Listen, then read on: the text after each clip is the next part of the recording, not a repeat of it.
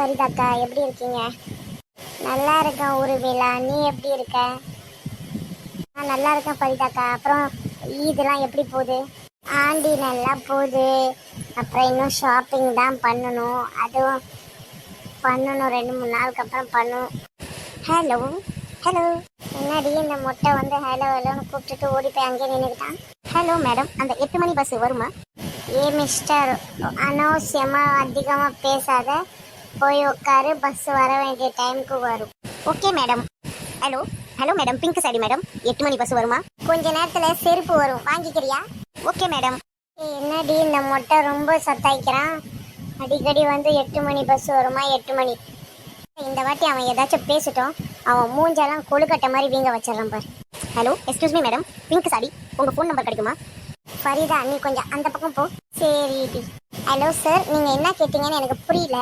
என்ன வேணும் உங்களுக்கு? இல்லை, உங்கள் ஃபோன் நம்பர் வேணும். ஃபோன் நம்பர் தானே, இதோ இப்போ கொடுக்குறேன். போதுமா சார் ஃபோன் நம்பர்? இதுக்கு மேலே இன்னும் ஃபோன் நம்பர் வேணும்னா கேளுங்க, தூக்கி போட்டு மெரின்னு மெரிக்கிறேன். ஐயோ, இது பொம்பளையா இல்லை ராட்சசியான்னு தெரியலையே. நம்ம இப்படியே ஓடிடுவோம், இவகிட்ட மாட்டினா நம்மள சாவடிக்காம விடும். இதான் இந்த மாதிரி பொம்பளைங்க கிட்டலாம் புருஷனெல்லாம் குப்பை கொட்டானுங்களோ.